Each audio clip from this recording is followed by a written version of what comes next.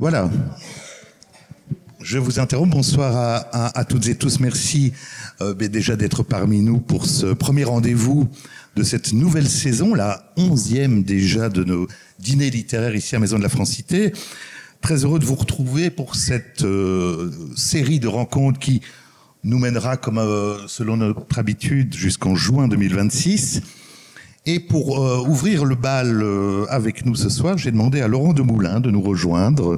Merci déjà Laurent d'avoir accepté cette invitation ici à Bruxelles. Avec plaisir. Mais écoute, voilà. Laurent Demoulin, alors que vous connaissez peut-être sans doute, mais on va revenir évidemment sur ton parcours. Laurent Demoulin fait partie, en tout cas pour moi, mais de ces auteurs dont on attend toujours le nouvel opus ou le nouveau livre. Alors, je le dis vraiment sincèrement parce que on sait qu'on... Tu veux que je sorte un moment pour que tu puisses non, dire... tu peux rester. Non. Mais effectivement, non, c'est vraiment une... Parce qu'on sait qu'on va être surpris d'une certaine façon. On va être convié aussi à une fête... et on le verra, on va essayer d'en parler, mais une fête du langage, de l'écriture, une vraie écriture passionnelle, sensible, mais aussi avec une dose d'humour assez importante, et ça, on va y revenir. Alors, il se fait, Laurent, que je te lis quand même depuis maintenant un petit temps, depuis, on en a parlé depuis Lumumba, enfin, pas depuis l'année... De son assassinat, évidemment. On n'était pas nés. Ou en tout cas, on n'écrivait pas encore. Mais en tout cas, depuis l'année où tu as publié un recueil en 2014 qui s'intitulait Ulysse Lumumba. On en dira peut-être un mot. Et bon, à côté de ça, on te doit une dizaine de recueils depuis le début des années 2000, des textes, des nouvelles, des essais sur des auteurs qui te sont proches, qui font partie de ta famille d'élection aussi. Bien sûr, sans doute que vous le connaissez, un roman que tu as publié en 2016 chez Gallimard qui s'intitule Robinson, qui est ressorti en poche également, qui est un météore, une pépite dans la littérature non seulement belge, mais francophone. Et j'ai cru que tu allais dire mondial, mais bon. Alors oui, j'ai vu qu'il avait été traduit en vietnamien. C'est vrai. Et en italien. Et la traductrice me fait l'honneur d'être présente ce soir là-bas, à la table là-bas. Bon, mais donc, oui, alors, mondial, on va dire. Et donc, vous vous souvenez peut-être, effectivement, tu avais reçu le prix Rossel. À ce titre-là, je signale quand même que... À propos de mondial et de prix Rossel, il y a une de mes voisines dans la rue qui m'a félicité pour mon prix Nobel. Je lui ai dit, Rossel, Nobel. Je lui ai dit, non, du calme. Et mais alors oui, en parlant de prix... tes recueils de poésie ont aussi été primés, et notamment par deux prix qui sont les plus importants en Belgique francophone, qui sont le prix Marcel Thierry et le prix Maurice Carême. Enfin, signalons quand même aussi d'emblée, pour finir cette brève présentation, mais que tu es responsable du fonds Simenon à l'Université de Liège, et qu'en même temps, tu es également très actif dans la revue Textile, qui est cette sérieuse revue sur l'histoire des lettres belges de langue française. Voilà. Alors, peut-être on peut commencer justement par ces deux sillons que tu explores depuis maintenant une vingtaine d'années, à la fois. Donc, c'est l'écriture poétique et de fiction, je vais dire, et puis, à côté de ça, l'écriture plus académique, de recherche, de travaux, d'essais, de critiques sur des auteurs contemporains ou plus anciens, qui est évidemment à mettre en lien avec ton statut de prof à l'Université de Liège. Deux sillons qui, en fait, on va le voir chez toi, se mêlent, ne s'excluent pas du tout, puisque on le verra, et ça c'est ma petite mon petit trait d'humour pour démarrer, c'est que tout fait farine à deux moulins. Mais et on sait qu'en France, évidemment, les cloisonnements, par exemple, entre deux types d'écriture sont assez rigides, assez stricts. Non, il y en aura d'autres. Attendez, ça, c'est pour se mettre un peu en jambe.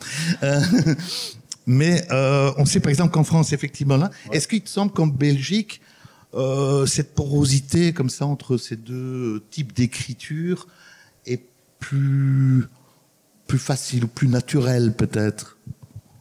Peut-être un peu, mais pas tout à fait non plus. J'ai là quand même l'impression qu'a priori, ça ne donne pas envie de lire le roman écrit par un prof d'UNIF. Je sais pas, c'est pas nécessairement accrocheur comme on aime bien croire que les écrivains ne sont qu'écrivains, que c'est leur métier, quoi, alors que c'est très difficile de gagner sa vie par l'écriture et que c'est peut-être 2% des écrivains qui gagnent leur vie en faisant qu'écrire, en tout cas de la littérature. Donc j'ai l'impression que ça peut faire un peu peur, mais ça ne m'a jamais vraiment posé problème. On m'a quand même... il y a juste parce que j'ai vu que tu avais un livre à lui, Jacques Izoard, lui, il aimait bien de me taquiner avec ça. Jacques Izoard, qui est un grand poète liégeois décédé il y a bien 15 ans maintenant, lui, il aimait bien de me taquiner avec le fait que j'étais à l'université, par exemple. Ça avait l'air de l'embêter. Mais comme après, il y a eu Gérald Purnell, qui est aussi à l'université, qui a publié toute son œuvre, je lui disais chaque fois, puis qu'il y a Gérald, vous pouvez plus critiquer comme ça l'université, monsieur Izoard. Il me disait, oui, c'est vrai. Alors, oui, mais peut-être, oui. Et alors, il y a aussi par l'intérieur, quoi. Est-ce que ça aide ou est-ce que c'est un frein, ou est-ce que c'est ni l'un ni l'autre, le fait d'avoir ces deux types d'écriture? Je crois que ça dépend un peu des moments et des personnes, ça, parce que tout au début, quand j'écrivais, j'étais pas trop au courant de la littérature. Tu te mets à écrire adolescent, quoi, tu vois. Je me souviens qu'à un moment donné, j'avais cru que j'avais inventé un truc vraiment génial, qui était le fait d'écrire les pensées des personnages plutôt que les décrire. Je savais pas que ça existait depuis 100 ans, qu'il y avait eu Joyce, le monologue intérieur et tout ça. Et j'ai vraiment eu l'impression, tu vois. Et bon, donc c'est quand même utile de savoir ce qui a été fait quand on veut innover, quoi. Parce que si on veut innover quelque chose qui existe depuis 100 ans, je me rappelle quand j'étais prof de secondaire, un jour il y a un élève qui est venu me trouver, il écrivait de la poésie, et il m'a dit très fier, moi ça ne rime plus. Je dis bon, là aussi il y a un bout de temps que ça ne rime plus, donc lis un petit peu la poésie d'aujourd'hui si tu veux, c'est peut-être pas plus mal. Donc je crois pas que l'ignorance totale soit positive, mais c'est vrai qu'à un moment donné dans mon parcours universitaire, j'ai été comme intimidé. J'ai eu un moment de blocage dans l'écriture. Parce que de regarder de près les grands auteurs, les grandes autrices, tu vois à quel point ces pensées, c'est intimidant, quoi. Tu peux te dire, je me souviens quand je découvre, par exemple, le nouveau roman, des choses comme ça, et puis qu'on m'en parle à l'université comme quelque chose d'indépassable, etc. Tu dis, oulala, ce que je fais, c'est bien naïf, quoi, à côté. Hein. J'ai découvert Claude Simon, le premier que j'ai découvert. Mm-hmm. J'ai pris une claque, et puis je me dis, ce que je fais, c'est vraiment en regard. Enfin, tu vois, des trucs comme ça. Et puis, mais il y a un moment où on dépasse ça, et on incorpore tout ça. Et enfin, bon, là, c'est difficile de finir la phrase sans paraître prétentieux, mais j'ai l'impression qu'après un moment, ce qui est une faiblesse devient une force. Oui, mais d'autant. Oui, mais d'autant que justement, dans tes textes, que ça soit dans la prose ou dans la poésie, une des fils conducteurs ou des récurrences, c'est justement d'incorporer, de convier justement des auteurs, des références, des auteurs qui ont compté, et d'en faire une sorte de filiation littéraire dont tu te joues et avec lesquels tu joues justement pour peut-être les désacraliser aussi d'une certaine façon. Oui, peut-être, oui. Je pense que le fait d'avoir... peut-être que d'écrire sous une seule influence, ça t'étouffe. Mais dès que tu en as 2, 3, 4, 5, 6, 7, 8, 9, 10 influences, ben finalement, la manière dont tu vas être influencé de chacune et de chacun fait que ça va quand même te ressembler, quoi. Hein. J'ai beaucoup travaillé sur l'écrivain belge Jean-Philippe Toussaint. Tu l'as déjà reçu? Non. Non. Et lui, il raconte que tout au début de son écriture, il est tellement fasciné par Beckett qu'il écrit comme Beckett, et ça ne va pas. Évidemment, il n'y a pas besoin d'un deuxième Beckett. Et ça l'étouffe finalement cette influence de Beckett. Mais si on en a plusieurs, je trouve qu'il y a pas. C'est pas grave d'être influencé par Beckett si tu es aussi influencé par Balzac. Enfin, tu vois, je veux dire, si tu mélanges Beckett et Balzac, tu fais déjà quelque chose qui ne ressemble à personne. Et j'ai l'impression que les écrivains de ma génération, de nos générations et les plus jeunes, c'est encore plus vrai, s'inscrivent dans des influences de plus en plus diverses. Et notamment de plus en plus international, plus seulement le fil de la littérature française. On lit de plus en plus de traductions et on peut aller aussi chercher des influences de ce côté-là. Et donc, je pense que le problème de l'influence n'est pas contradictoire avec l'originalité, si tu veux. Pas nécessairement, en tout cas. Alors, tu parlais justement de Jean-Philippe Toussaint, tu parlais de Beckett, tu parlais de Claude Simon. Tu as aussi travaillé sur un autre auteur qui est Savitskaya. Oui, Eugène Savitskaya. Il y a des références également, plusieurs dans tes textes, à Rob Grillet, par exemple. Oui. Alors, il y a d'autres. Hein. Il y a Simenon, il y a Francis Ponge, mais on va y revenir. Mais juste une petite question en passant. Beaucoup d'auteurs des éditions de Minuit, là, tous ceux qu'on vient de citer. C'est vrai. Non, et je me demandais, tiens, est-ce que tu as eu une attirance à un moment vraiment parce qu'on sait peut-être, vous le savez aussi, que les éditions de Minuit, il y a un esprit Minuit dans les auteurs qui font. Je pense à Éric Chevillard aussi. Oui, j'adore aussi Éric Chevillard. Avec l'humour, etc. Il est très drôle, oui. Mais je me demandais si voilà, il y avait eu ou même peut-être une volonté d'un jour publier chez Minuit de ta part. Bien que tu aies publié chez Gallimard, ce qui est pas trop mal non plus, hein, mais bon. Donc c'est filmé, ça va être diffusé, je dois faire attention. Non, on peut couper, hein, Olivier coupera. Bon, enfin, si jamais il y a des gens de Gallimard qui regardent, ça m'étonnerait quand même. Messieurs, mesdames de Gallimard, si vous écoutez, je dois dire que le premier exemplaire, c'était chez Minuit. Ah, tout seul, d'accord, oui. Mais ça, je le savais pas. Et c'était seulement quand j'avais la réponse négative de Minuit que j'ai envoyé. C'était le deuxième choix en même temps que POL. Donc, premier mouvement, Minuit tout seul. Deuxième mouvement, Gallimard et POL. Donc, Monsieur Gallimard, vous étiez le deuxième choix. Mais je suis très content parce que c'est très gai aussi de publier chez Gallimard. Ça parle à tellement plus de gens en même temps. Hein. Minuit, ça parle très fort à une communauté. Gallimard, ça parle très fort à tout le monde. Je me souviens que mon beau-frère de l'époque m'a dit, quand il a su que je publiais chez Gallimard, il m'a dit « Comme Harry Potter !»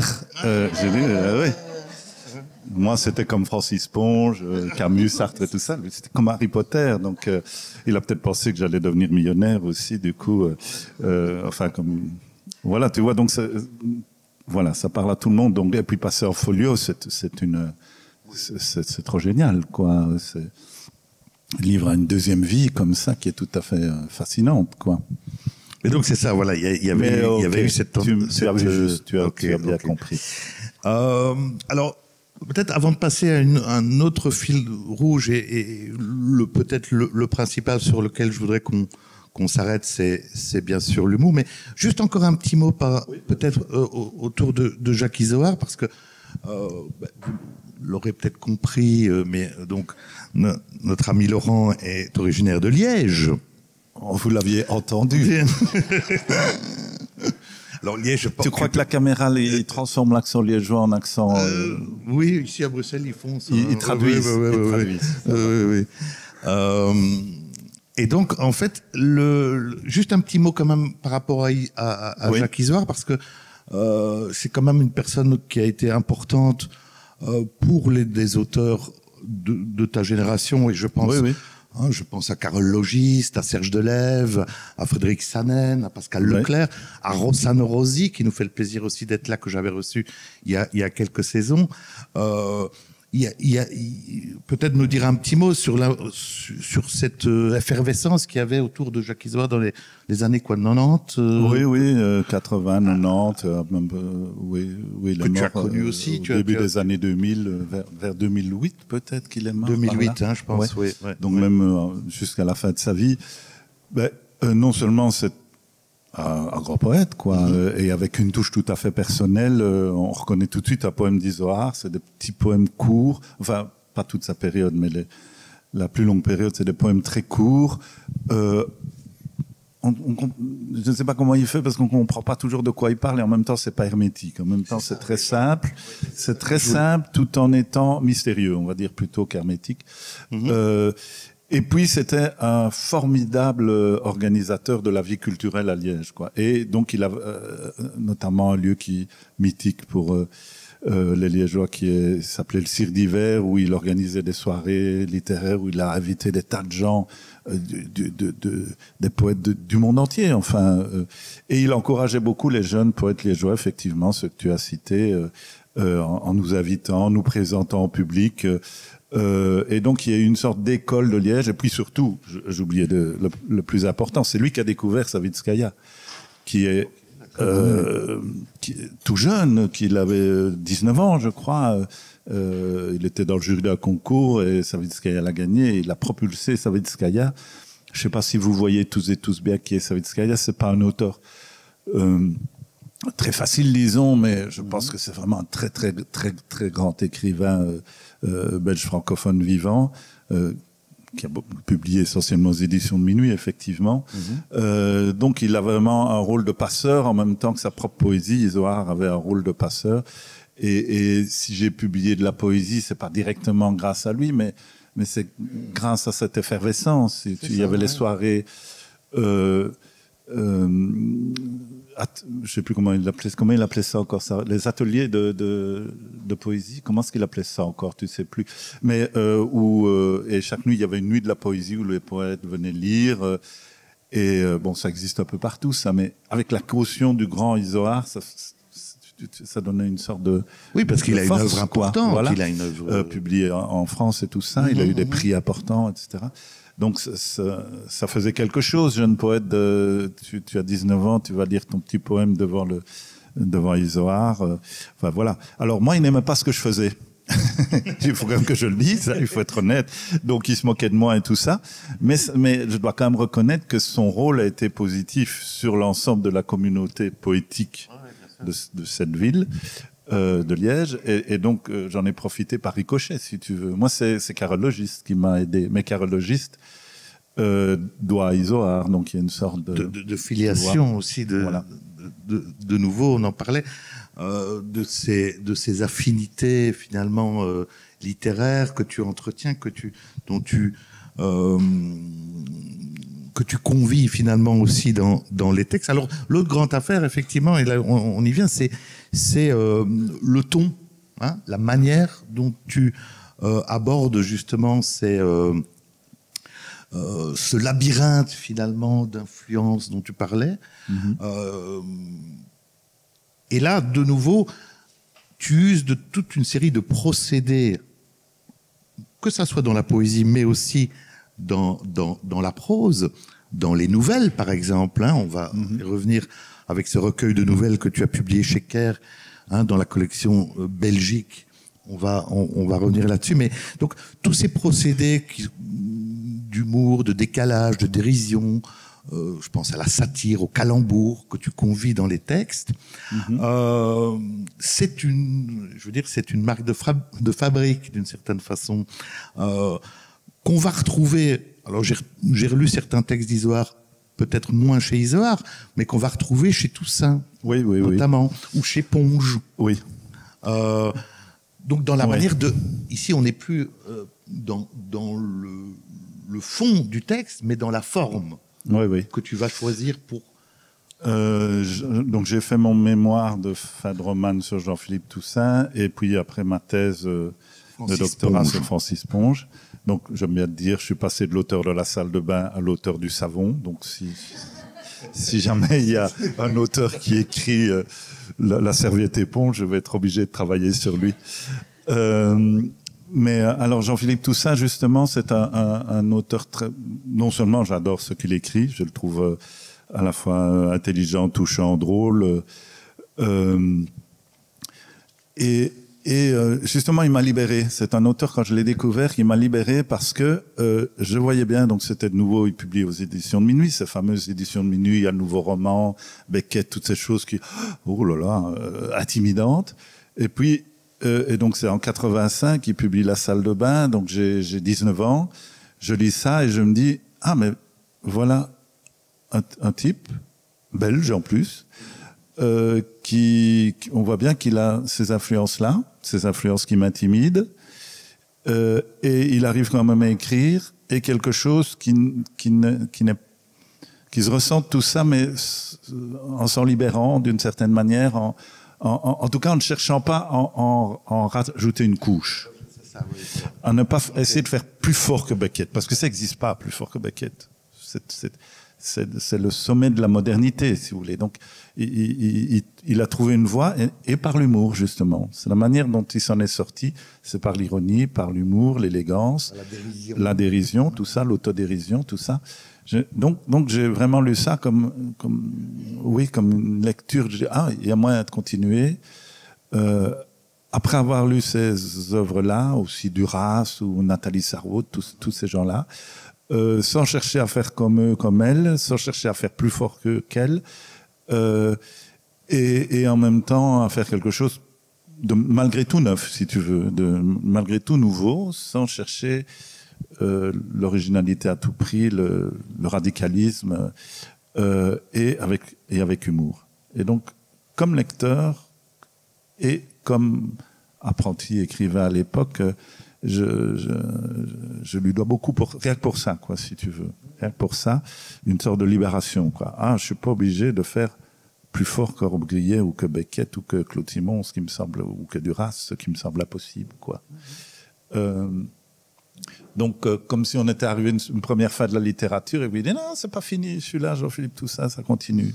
Tu vois? Et je dis, je vais faire comme lui, je vais continuer derrière lui, quoi. Sans renier cette modernité, parce que, évidemment, la majorité des romans, ils s'en fichent des romanciers, des romancières, s'en fichent de Beckett et de Robbe-Grillet. Ils font comme s'ils n'existaient pas. Oui. Mais moi, je pouvais pas faire comme s'ils n'existaient pas, parce que je les trouvais géniaux et génial. Tu vois? Et parce que tu les as lus, tu as travaillé sur leur texte aussi. Ça m'a donné à point de... Claude Simon, je l'ai lu pendant que je faisais mon service militaire, quoi. J'étais complètement happé par ça. Ça me protégeait de cette vie insupportable de la caserne. Tu vois, t'as fait ton service militaire aussi? Non, j'y ai échappé. Oui, t'as bien fait. Attention, ça revient, non? Rossano l'a fait aussi, je me souviens. Ou toi, c'était Céline. C'est pas mal non plus. C'est pas. C'est pas mal non plus. Mais oui. Oui. Mon adjudant m'appelait Victor Hugo parce que je lisais tout le temps.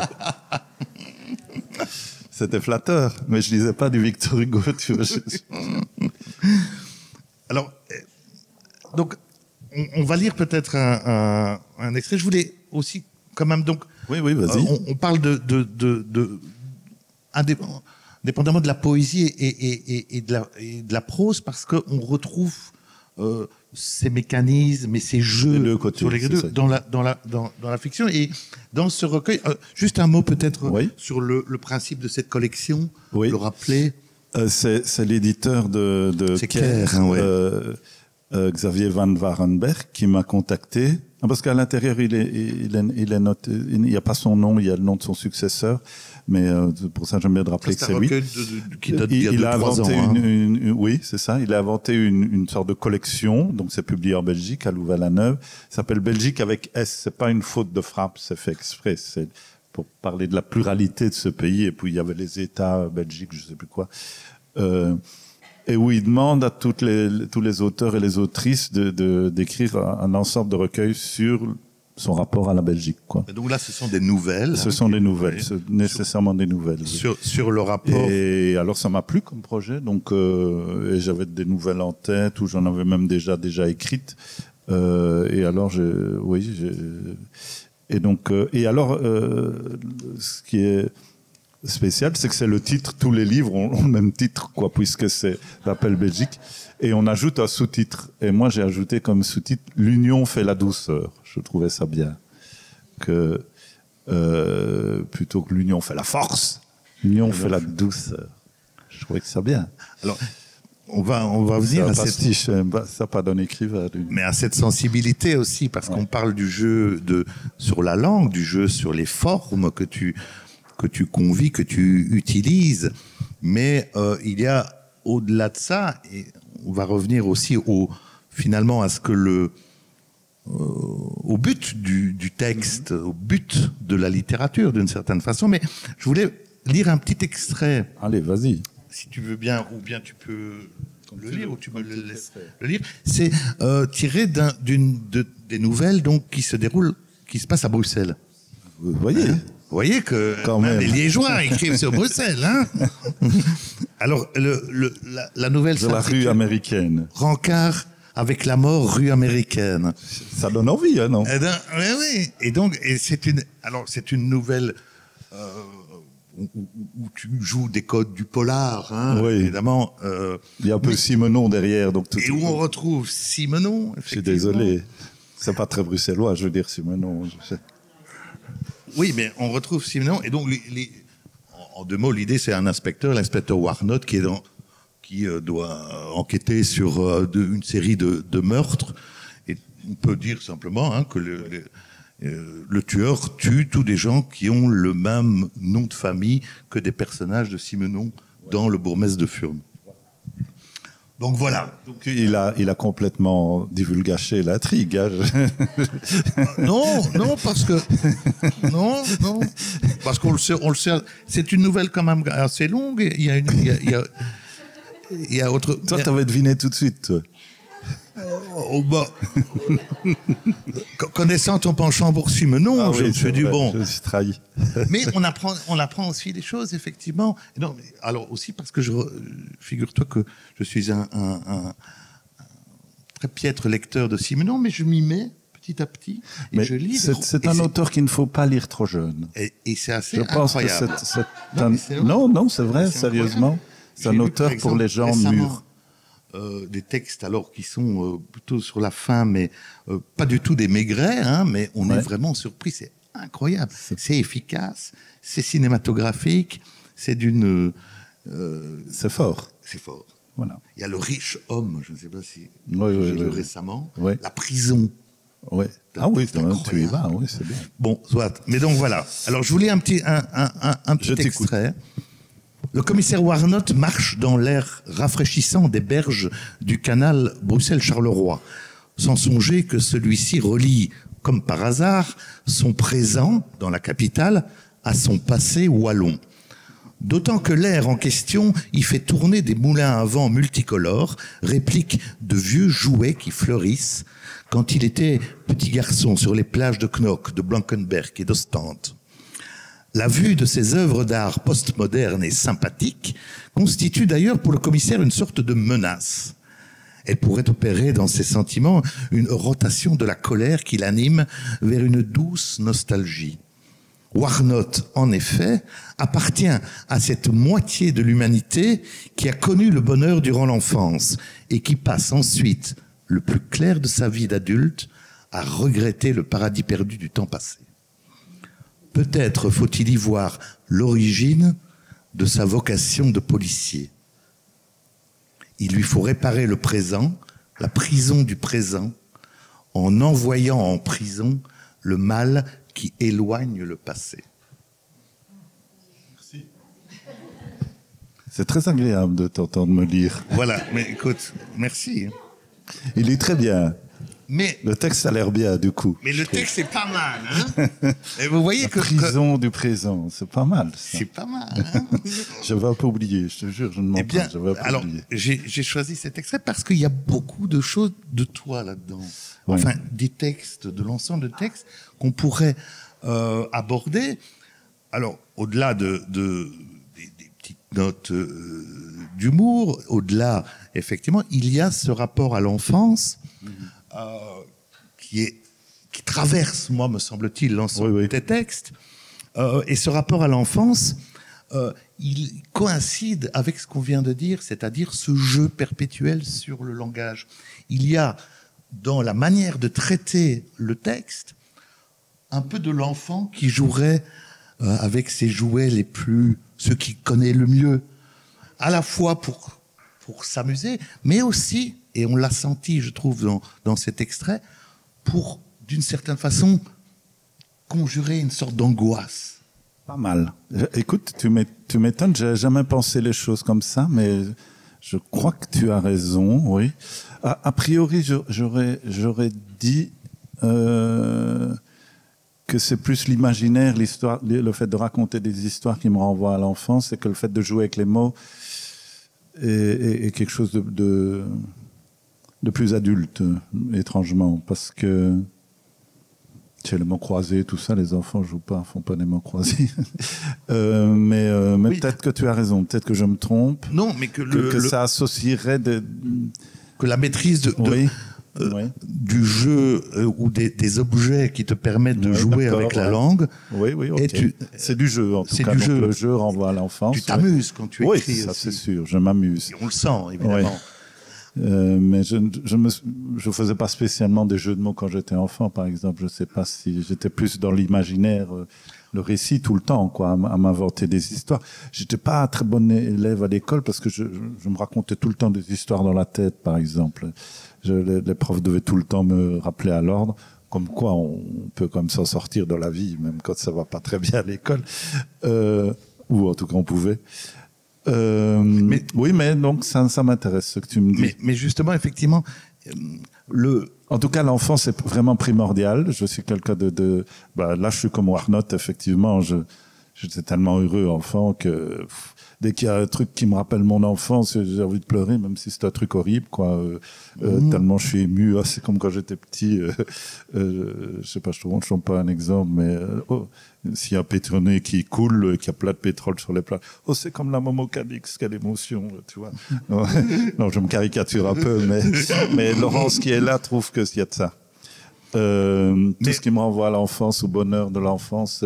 Oui, c'est effectivement, c'est pas tout le monde, tout le monde n'a pas cette chance-là d'avoir été heureux enfant, d'avoir été aimé par ses parents enfant, d'avoir pas eu de conflit grave avec sa fratrie et sa sororie.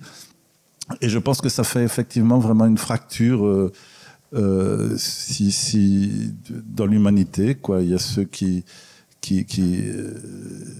ont été heureux enfants, ils sont nécessairement nostalgiques, et ceux qui n'ont pas été... Alors évidemment, il y a des cas intermédiaires, mais ils n'ont pas cette nostalgie-là de l'enfance, ils vont de l'avant, enfin, ça fonctionne autrement. Il n'y a pas non plus de ta part de recherche d'une sorte de mystère de l'enfance, etc. Non. Il y a une volonté de dire les joies. Oui, je me sens très proche de moi enfant. Quelque part, je me sens plus proche de moi enfant que de moi adolescent, par exemple. Ah oui. Ce que j'aimais bien quand j'étais gosse, je l'aime toujours. Par contre, adolescent, parfois, j'ai fait quelques choix que je regrette, quoi. Mais j'ai une sorte de fidélité avec avec mon enfance et mes goûts d'enfant. Oui. Oui. Oui, les vacances pendant les grandes vacances pendant l'enfance, ces 2 mois qui ont l'air de durer une éternité, où j'étais dans la maison de campagne de mes grands-parents avec mes cousines, mes frères et sœurs, deux niveaux d'adultes qui veillent sur toi, les grands-parents, les parents, les oncles, les tantes qui veulent que ton bien. Tu te lèves quand tu as envie de te lever, t'as faim, il y a un repas qui est fait, on a préparé que des trucs que t'aimes bien, du poulet, des trucs, tu te tracasses pas de devoir faire les courses, les trucs, les bazars, payer les factures. C'était trop beau, quoi. Mais oui. Il faisait beau, tu jouais dehors, t'as marre de jouer dehors, tu lisais un Tintin. Et on a un pays fabuleux où les gens étaient rendus fameux parce qu'ils s'occupaient de rendre les gens heureux, quoi. Hergé, Franquin, tout ça, tous les gens qui travaillaient pour nous, les enfants, et c'était des stars chez nous. Donc, quel beau pays, quoi. C'était à l'époque. Oui, ça a un peu changé. Hein. Ça a un peu changé. Mais donc, alors effectivement, donc ce jeu constant, ce rapport à l'enfance, à la transmission aussi, d'une certaine façon, à la filiation, on le retrouve tout simplement dans ton premier recueil, je pense, s'intitulait Filiation. Le dernier recueil publié cette année... Ça commence sur mes enfants. Ça commence sur les enfants et ça commence par un titre Filiation encore. Bah oui. Je pense que là... Il se répète, ce poète. Oui. Mais heureusement, je vieillis, je grandis. Comme je suis grand-père, il y a ma petite fille en plus, tu vois. C'est chouette, sûr, hein. Bien sûr. Donc... Et cet humour, cette dérision, c'est peut-être aussi une manière justement de mettre à distance, un peu le tragique ou le trop plein de lyrisme ou de pathos qui pourrait t'envahir, quoi. Le rêve, c'est qu'il y ait les deux. Oui. Le rêve, c'est qu'il y ait les deux, mais c'est presque impossible. Et si j'ai réussi quelque part, je dirais que c'est dans Robinson. Bien sûr. Parce que donc le roman que j'ai écrit sur ma vie avec mon fils autiste quand il avait 10 ans, ouais. La vie quotidienne. Et des lecteurs et des lectrices m'ont dit qu'ils avaient ri à certains moments, voilà, et été émus à d'autres moments. Et ça c'est la chose qui m'a fait le plus plaisir dans ce qu'on m'a dit de ce livre, parce que c'était mon objectif. Je voulais qu'il y ait l'humour, sinon un roman d'amour sur un père, sur son enfant, différent, handicapé, ça peut vraiment être mièvre, hein, ça peut vraiment être cul à praline. C'est ce que tu as réussi dans le roman. Je voulais pas que ce soit nunuche, mièvre, ça dégouline, mais je voulais quand même que ce soit émouvant, mais émouvant sans que ça dégouline. Et donc, alors, des moments d'humour, mais je voulais pas non plus que ce soit cynique, ironique. Il y avait ce livre Où on va papa, qui est formidable dans un sens, parce qu'il est très drôle, mais donc d'un père qui a 2 enfants handicapés et qui meurt en plus, donc un livre assez incroyable. Je trouve que c'est un livre assez incroyable, mais moi je suis sûr que l'auteur de ce livre a vraiment aimé ses enfants, mais moi j'ai pas été ému, j'ai que ri. Et donc je voulais qu'il y ait les deux. Mais alors, l'émotion forte et le rire fort. Et alors pour ça j'ai été aidé mais tu veux poser une question? Non, vas-y, oui. J'ai été aidé par la vie parce que avec cet enfant, Robinson, la question de la propreté joue un grand rôle dans cette histoire, pour le dire plus platement, de la merde, parce que cet enfant joue avec sa merde, a été d'un très grand secours pour l'écrivain que j'étais. Non pas que je n'avais pas ce grand rêve d'être un grand écrivain eschatologique, quoi qu'il en ait, hein, Joyce et tout ça, mais Rabelais, le fait de ce contraste entre l'amour et la merde, l'un compensait l'autre thématiquement. Je veux dire, la merde empêchait l'amour d'être mièvre, tu vois. Okay. Et j'espère que l'amour faisait supporter les passages merdiques. Et la traduction en italien. Donc ma traductrice, j'ai oublié de dire son nom tout à l'heure, Théa Rimini, qui me fait l'honneur d'être là. Elle l'a traduit en italien, je prononcerai mal l'italien, mais comme ça tout le monde va comprendre, l'amore et la merda.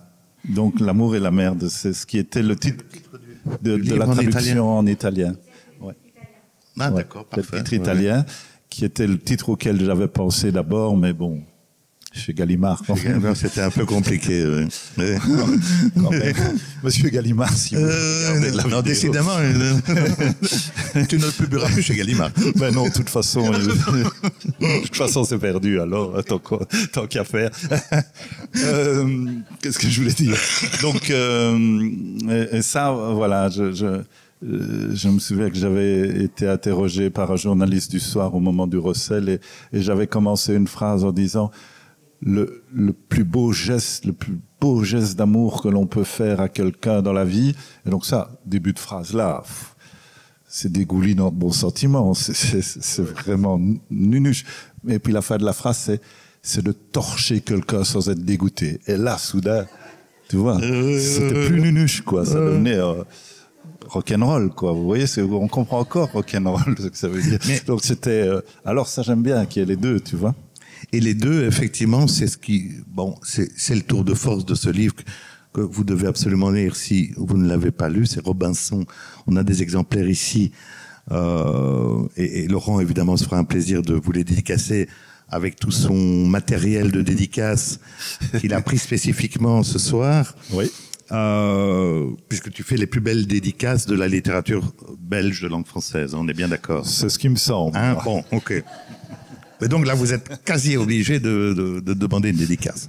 Mais ce que je veux dire, c'est effectivement que cette alternance-là, c'est le tour de force dans Robinson, mais c'est ce qu'on retrouve comme patte dans la poésie également. D'accord. Cet humour, cette manière de tourner les choses. Et tu l'as dit, moi, c'est ce qui ressort de la lecture de Laurent de Boulen, c'est comme dans la vie, comme dans le réel, on peut passer en 1 minute du rire aux larmes. Ah bah, tu me fais plaisir, j'ai bien fait de venir. Hein. Ça, c'est... Non, mais c'est le rapport, oui. C'est le rapport de l'écriture, justement, au réel.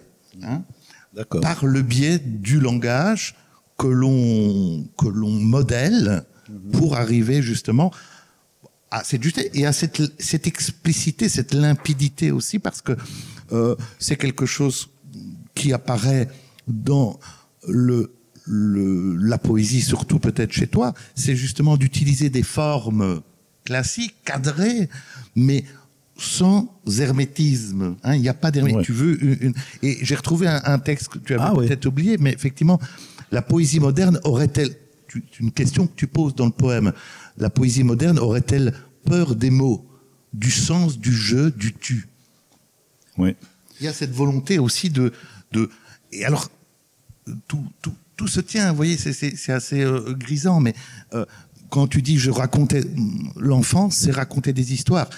Chaque poème de Laurent de Boulen pourrait être un début de roman ou un début de nouvelle. D'accord. Me semble-t-il. Ah, mais oui, je n'y ai pas... Non, mais tu me fais vraiment très plaisir parce que j'adore d'apprendre des choses sur ce que j'écris. Et c'est ce qui m'arrive ce soir. J'essaie de lire un peu. Bon. Je suis d'accord avec toi, mais je n'y ai pas pensé. Je n'ai pas fait exprès, je veux dire. Donc ça, c'est très chouette. Si tu permets, je lis... Oui, vas-y, j'adore quand tu me lis.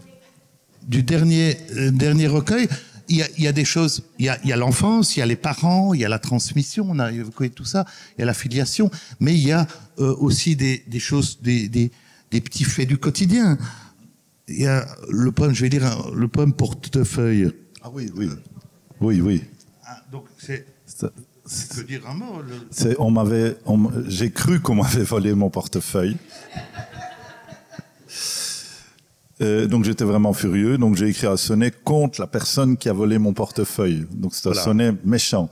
Et puis, je l'ai retrouvé dans ma cave.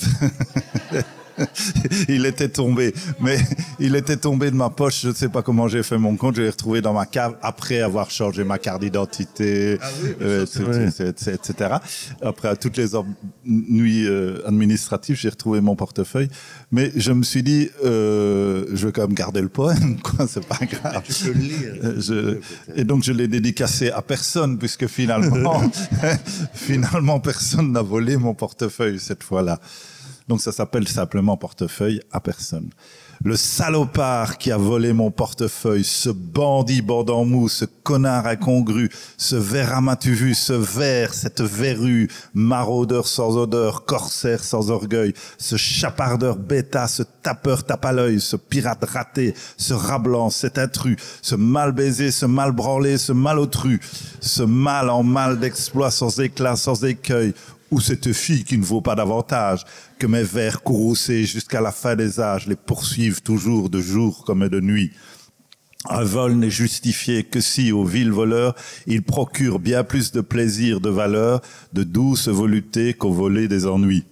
C'est la petite morale un peu à La Fontaine. Ok, si vous volez, au moins que le plaisir... Ah, merci madame. Au moins que le plaisir que vous vous procurez en volant soit supérieur aux ennuis du voler.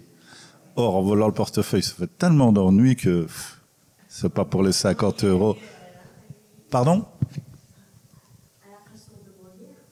Voilà. Voilà.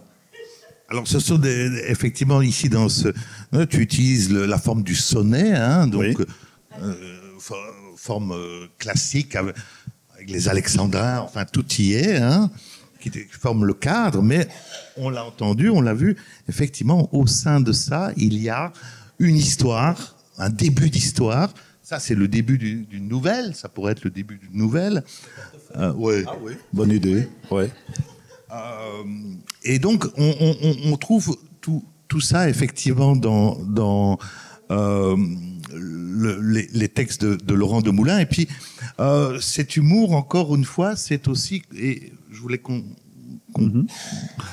termine ce chapitre sur l'humour par le fait que c'est aussi un travail sur un combat contre soi-même, d'une certaine façon, Oui, pour éviter justement de tomber dans cette mièvrerie ou même de combattre ses propres préjugés, éventuellement, ses propres colères, ses propres ressentiments, que d'user aussi de l'humour et de l'autodérision. Oui, je trouve que l'humour est une sorte de troisième dimension dans la pensée, quoi. Ça ouvre une porte sur le côté. Ça va à l'encontre des certitudes toutes faites, ça remet en question les choses. Alors, pas toujours, pas toutes les formes d'humour, hein, parce qu'il peut y avoir un humour raciste qui s'appuie sur des préjugés racistes, mais une certaine forme d'humour, en tout cas, peuvent jouer ce rôle positif-là. C'est une arme à double tranchant, l'humour, hein, ça peut être... ça peut servir à torturer la bête noire dans la classe, mais ça peut aussi être une arme d'écraser l'autre, mais ça peut être aussi une arme de libération, quoi. Ça c'est bien connu que les plus grands dictateurs n'arrivent pas à empêcher qu'il y ait des blagues sur leur compte. Ça, c'est la seule chose qui le fou du roi, etc. Donc oui, je suis d'accord avec toi. Ça ouvre la porte, mais je me répète un peu, mais il ne faut pas non plus que ça prenne toute la place. Non, parce que alors, sinon, il faut le dosage. Sinon, ça devient une sorte de protection. C'est les gens qui sont tout le temps ironiques. Finalement, tu peux pas leur parler de choses intimes. Tu peux pas. On connaît tous des gens comme ça, plus souvent des hommes d'ailleurs. Tu peux jamais leur parler vraiment sérieusement. Ils sont tout le temps dans l'humour, et alors ils vont jamais parler de choses profondes, d'émotions profondes. Donc il y a une limite à l'humour. C'est pas si simple que ça. Enfin, je dirais, il suffit pas d'appuyer sur le bouton. Bien sûr, mais en littérature, c'est souvent le plus compliqué faire justement de trouver le dosage entre l'humour, la sensibilité, la véracité. Voilà. Et là, de nouveau, Jean-Philippe Toussaint m'a beaucoup influencé, parce que je trouve que lui, il le fait à merveille, quoi, de passer de l'un à l'autre. Jean-Philippe, si tu regardes la vidéo, là, pas de problème. J'avais effectivement lu ton texte, bon, là, qui est un texte plus académique, mais sur l'humour, dans l'œuvre de Jean-Philippe Toussaint, lors d'un colloque sur l'humour chez les minimalistes. Bon, soit, mais on ne va pas rentrer là-dedans. Mais effectivement, tu as travaillé aussi là-dessus, et tu en as tiré aussi pour ta propre écriture le ferment. Alors, Rob, je vais regarder un petit peu où on en est, effectivement. Mais non, ça va, là, on arrive. Moi, je suis bien, moi j'aime bien je sais pas vous, j'espère que ça va bien aussi. Moi j'aime bien ces questions, ces remarques. Il y a beaucoup de choses à dire. On a parlé du réel et de la fiction, justement, ce rapport-là, où la fiction, en l'occurrence ici, avec cette dose d'humour, ce savant dosage, permet justement peut-être de toucher au réel, beaucoup plus que s'il n'y avait pas les deux pendants. Malgré tout ça, la poésie aujourd'hui, malgré le fait qu'on multiplie aujourd'hui les soirées poétiques, les salons, la poésie reste quand même confidentielle. Il y a une réticence de la part des lecteurs, même si peut-être ils l'entendent plus qu'ils ne la lisent. Mais pour toi, qu'est-ce qui fait encore, qu'est-ce qui peut-être empêche lecteurs ou les auditeurs de poésie à faire la démarche d'acheter un recueil? Je crois que la réponse est très simple, c'est que justement, pendant une grande partie du XXe siècle, la poésie est devenue de plus en plus difficile à comprendre. Je crois simplement que l'hermétisme, l'obscurité, c'était une invention géniale, qu'il fallait passer par là. Mais peut-être qu'on est resté trop longtemps là-dedans et que je me souviens d'étudiantes qui me disent « Moi, je n'aime pas la poésie parce que j'aime bien comprendre ce que je lis. » Je dis « Oui, mais non, normalement, la poésie n'est pas obligatoirement hermétique. Rimbaud, Mallarmé, c'est génial. Mais et alors, on veut bien faire l'effort de comprendre Rimbaud, Mallarmé parce qu'on sait que ce sont de tout grands auteurs, etc. Mais est-ce qu'on va faire l'effort de comprendre Laurent de Moulin, qu'on n'est pas, si on ne comprend rien de ce qu'il raconte? On comprend, justement. Oui, mais justement, moi, je voulais... Il y a un seul de mes recueils qui est un petit peu hermétique. Et je me souviens d'un monsieur avec qui je travaillais, l'avait acheté, et puis il m'a dit « Laurent, je comprends pas ». J'étais super mal. Je me suis dit « Plus jamais, je publierai un truc que les gens font l'effort d'acheter mon livre, et puis ils se sentent mal parce qu'ils comprennent rien du tout ». Alors, c'est moins le cas aujourd'hui, mais il y a 20 ans, quand j'ai commencé à écrire de la poésie, et de nouveau Rossano aussi qui nous fait le plaisir d'être là ce soir, lui aussi il écrit des choses du roman et de la poésie, et de la poésie qu'on comprend, mais on n'était pas nombreux, quoi. Il y avait une sorte de mot d'ordre, il faut être mystérieux, il faut être hermétique, et je pense que c'est ça qui fait fuir. Enfin, moi, j'aime encore bien lire ces poésies que je comprends pas, parce que je cherche des formes, parce que ça permet ils inventent souvent des formes intéressantes, etc. Et puis il y a la musicalité aussi, la musicalité, tout ça.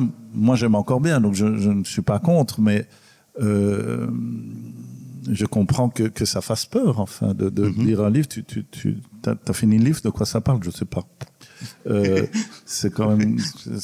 Je crois que ça correspond plus du tout à l'ère du temps, depuis longtemps en fait, que ça correspond plus depuis longtemps à l'ère du temps. Donc, moi, je crois que c'est ça, parce que dans d'autres cultures, ça ne se passe pas comme ça. Il y a des tas de pays où les poètes sont lus. Et puis maintenant, les slammers, c'est des formes de poètes. Ils sont tout à fait compréhensibles. Bien sûr. Et ça fonctionne très bien. Donc, il n'y a peut-être pas beaucoup d'humour, mais enfin, ça sera notre problème. Puis c'est une poésie orale, donc c'est autre chose. Mais je pense que ça a duré trop longtemps, ce moment hermétique, obscur, post-Mallarmé, post-Rimbaud, quoi. Ça me semble simple comme explication, mais... c'est ce que je vois avec mes étudiants, quoi. Ça leur fait voilà. Poésie. Alors que ce sont des étudiants en lettres. Des étudiants en lettres ont peur de la poésie, donc enfin pas tous, hein, il y en a qui accrochent, mais la majorité préfère le roman parce qu'ils comprennent ce qu'ils lisent. Et je suis d'accord avec ça, je les comprends. Donc moi, je voulais faire de la poésie compréhensible, oui. Alors pour terminer, effectivement, il y a tout ce qu'on a évoqué. Dans Robinson, on l'a dit, dans ce roman magnifique que je vous demande de lire si ce n'est pas fait, mais sinon vous n'aurez pas à manger. Voilà. Et ce soir, c'est pas des boulets, hein. C'est de la perche du Nil aux fenouilles. Donc vous voyez, tu vois, on n'est pas dans le. Mais donc il y a ce travail sur le langage. Il y a une très belle nouvelle aussi que tu viens de publier, enfin c'est assez récent, dans un recueil de quelqu'un à qui parler, qui a cette thématique de l'écoute, du langage, de la parole, qui est au centre aussi, hein, parce que la question que tu soulèves aussi dans Robinson, c'est bien sûr on a parlé, c'est l'expérience douloureuse, terrible d'un père avec un fils autiste, mais c'est d'abord une relation d'amour entre un fils et un père, mais c'est aussi une réflexion sur le langage, que peut finalement le langage et la littérature face à quelqu'un qui en est dépourvu, hein, qui ne permet pas justement cet échange par le biais du langage. C'est aussi dans cette petite nouvelle que tu as publiée ici, avec d'autres auteurs, François Emmanuel ou Xavier Deutsch, Véronica Bardi ou Nicole Malinconi. C'est aussi cette question que tu traites dans ce rapport du langage ici en l'occurrence un SDF. Et à quel moment de bascule la fiction intervient-elle? Oui, c'est fort basé sur un vrai SDF qui était célèbre à Liège, enfin tous les Liégeois le connaissaient. Un SDF qui avait la particularité de vraiment sympathiser avec vous. Bon, il demandait de l'argent évidemment, mais il avait l'intelligence de continuer à parler quand il avait reçu l'argent et pas pour en demander encore, tu vois. Donc, je pouvais me parler de politique, etc. Enfin, c'est pas du tout, c'est un homme intelligent, enfin, mais qui a un parcours évidemment compliqué, qui fait qu'il s'était retrouvé dans la rue et que petit à petit, il a perdu l'usage de ses jambes, etc. Enfin, une histoire assez horrible. J'ai eu beaucoup de difficultés à écrire ce texte parce que, justement, est-ce que j'avais le droit de parler à sa place? Enfin, quelque chose comme ça. Je trouvais que c'était un beau combat, quoi, de défendre un SDF et à travers lui tous les SDF de Belgique et du monde. Mais une fois lancé dans le projet, je me suis dit, est-ce que c'est pas un peu paternaliste? Est-ce que c'est pas un peu et donc l'éditrice me l'a je lui ai posé la question très franchement, est-ce que ça fonctionne? Est-ce que c'est paternaliste? Elle m'a dit, peut-être que c'est un peu paternaliste, du au secours, je voulais me retirer. Enfin, j'ai jamais travaillé autant et elle m'a vraiment beaucoup aidé. C'est Guzun Mabi, je sais même pas s'il y a son nom dans le livre. Oui, mais c'est pas... donc, il travaille dans cette institution d'écoute au téléphonique. C'est cette institution qui lançait le projet. Et elle m'a vraiment aidé à rendre le texte. Enfin, j'espère que maintenant, il n'y a plus ces traces-là, mais c'était très difficile de trouver le bon endroit pour parler de cet homme. Alors, j'ai changé son nom, etc., mais je pense comme que les Liégeois qui le reconnaissent, parce que tout le monde le connaissait, quoi. Hein. C'était un personnage, comme il y a dans toutes les villes, en tout cas les petites villes comme Liège, quoi. S'il y a des Liégeois qui m'écoutent, je m'excuse, je vais te dire qu'on était une petite ville, mais je suis à ça, Bruxelles. c'est parce qu'il est à Bruxelles, oui, voilà. Bruxelles, c'est plus grand. Donc, qu'est-ce que je voulais dire? Donc, enfin, je suis content que tu me dises du bien de cette nouvelle parce que je reste dans le doute. Oui, mais parce que non, mais elle procède j'ai jamais eu autant de difficultés à écrire un texte pour trouver le bon ton, justement. Je voulais pas me moquer, je voulais pas être condescendant, je voulais pas être paternaliste, je voulais pas être misérabiliste. Mais il y a la lucidité, justement. Pas, non plus faire l'éloge un peu artificiel. Enfin, tu vois, c'était vraiment un fil de crête. Parce que justement, c'est cette lucidité face à la parole qui est modifiée à partir du moment où tu la fictionnalises, où tu parles à la place de quelqu'un d'autre ou de quelqu'un d'autre. Et le rapport est modifié. Et donc, c'est aussi, à mon sens, c'est de nouveau ton propre questionnement par rapport à la mise en mots, d'un échange, d'une parole échangée, d'un dialogue. Oui, je m'en suis sorti comme ça finalement, en terminant sur ces questionnements qui n'étaient pas là dans les premières versions. J'y allais franco, et puis je m'en suis sorti en introduisant le questionnement qui m'avait taraudé pendant les différentes réécritures. J'ai remis 3-4 fois, j'ai recommencé vraiment plusieurs fois à zéro, c'était trop long. En plus au départ, donc oui, je m'en suis sorti comme ça. Tant mieux si tu trouves ça intéressant, mais voilà, c'est un texte particulier. Mais donc, vous voyez en partant tu parles d'une bonne intention, tu veux être engagé, défendre. Oui, mais c'est ça. C'est vraiment les gens qui sont les moins défendus, enfin qui soufflent plus, etc. Et puis c'est pas si facile que ça, enfin, tu vois. La bonne intention ne suffit pas, en tout cas. Non, bien sûr. Mais alors, bon, pour terminer doucement, mais donc oui, je voulais quand même encore dire que j'ai relu évidemment le texte pour l'occasion, y a des passages vraiment qui sont incroyables dans ce roman, qu'on retient. Et j'ai retrouvé le passage au moment où tu dois préparer un colloque sur Barthes, mais c'est hallucinant. C'est le passage que je préfère aussi. C'était une pure merveille de littérature, de réel et de confrontation avec ce côté, voilà, nonsense, un peu, et c'est complètement fou, mais parce que, et de nouveau, là, tu fais intervenir un auteur qui, je pense, a dû compter aussi pour toi. Oui, il compte beaucoup pour moi, Roland Barthes. Oui, donc Roland Barthes, mais donc quand tu écris, il me faudra donc commenter les commentateurs d'un auteur ayant lui-même commenté d'autres écrivains. Mais où cela s'arrêtera-t-il? Avec à côté ton fils que tu dois surveiller. Enfin, c'est évidemment un pur chef-d'œuvre. C'est les vacances, merci. C'est les vacances et je dois garder mon fils, je suis seul avec lui. Et je dois préférer. Et le lendemain du jour où il va chez sa maman, je dois donner une conférence en France sur Roland Barthes. Je dis, mais devant un prof d'UNIF qui, s'il m'écoute, qui m'intimide beaucoup parce que je le trouve hyper brillant, quoi. Et en plus, enfin, liégeois ou bruxellois, on n'est quand même que des petits Belges, hein. Je ne sais pas si vous... et non, vous trouvez... En tout cas, quand on est en France. Là, on ne sent pas qu'on est des petits Belges. S'il y a des Français. Mais quand on est en France, non, vous pas. Moi, oui, en tout cas. Ah oui, oh, pardon. J'aurais dû me poser la question avant. Mais on est intimidés, nous, quoi.